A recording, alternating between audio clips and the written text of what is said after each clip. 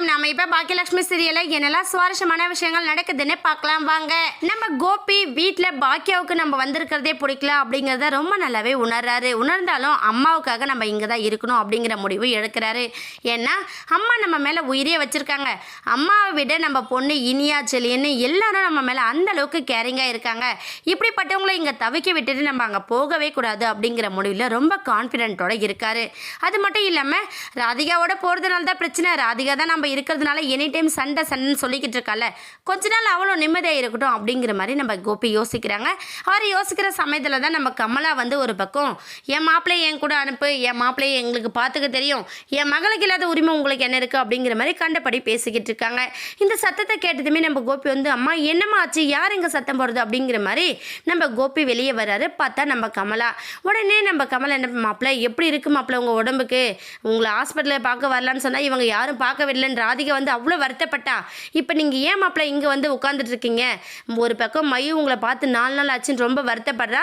இன்னொரு பக்கம் ராதிகா நீங்கள் வரவே மாட்டீங்கன்னு சொல்லிட்டு ரொம்ப ஃபீல் பண்ணி அழுதுகிட்டு இருக்கா. நீங்கள் என்னடனா உங்கள் அம்மா உங்கள் பொண்டாட்டி பசங்களாம் கூப்பிட்றாங்க, நீங்கள் வந்துட்டீங்க, உங்களை நம்பி வந்தவ தானே ராதிகா அப்படிங்கிற மாதிரி கண்டபடி பேசிக்கிட்டே இருக்காங்க நம்ம கமலா.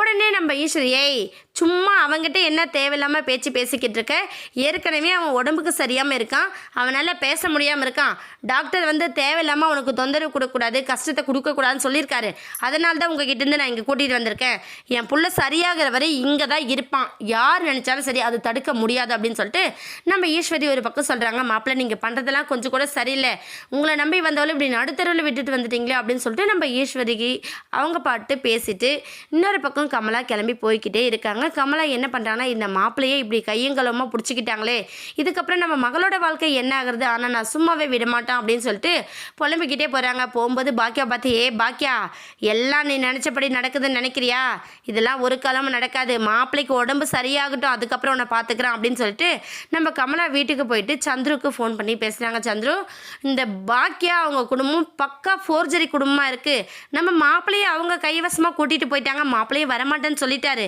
இப்போ உங்கள் தங்கச்சி ராதிகா உட்காந்து ரொம்ப வருத்தப்படுறா, என்ன செய்யறது என்ன பண்ணுறதுன்னு எதுவுமே தெரியலடா அப்படின்னு சொல்லிட்டு அவங்க பையன்கிட்ட ஒரு பக்கம் சொல்கிறாங்க. உடனே ராதிகாவுக்கு ஆறுதல் தெரியப்படுத்துகிற விதமாக அவங்க அண்ணன் வந்து பேசுகிறாரு. நீ ஒன்றும் கவலைப்படாதம்மா, மாப்பிள்ளை உடம்பு சரியில்லைன்னு தானே போயிருக்காரு, கண்டிப்பாக சரியானது இங்கே வந்துடுவார், நீ கவலைப்படாத அப்படிங்கிற மாதிரி ராதிகா கிட்ட சொல்கிறாங்க. ஆனால் ராதிகா மனசளவில் ரொம்ப தொந்து போயிடுறாங்க. ஏன்னா கோபி தான் நம்மளோட இதுக்கப்புறம் வாழ்க்கை அப்படிங்கிற மாதிரி தான் நம்ம ராதிகா. இப்போ கோபியே இல்லை அப்படிங்கிறத கேள்விப்பட்டதும் நம்ம ராதிகாவில் சகிச்சிக்க முடியல. இன்னொரு பக்கம் மயு கிட்ட அந்த விஷயத்தை காட்டிக்கவும் முடியாமல் மயு இருக்கா அப்படிங்கிற ஒரு தன்னம்பிக்கையில் நம்ம ராதிகா இருக்காங்க.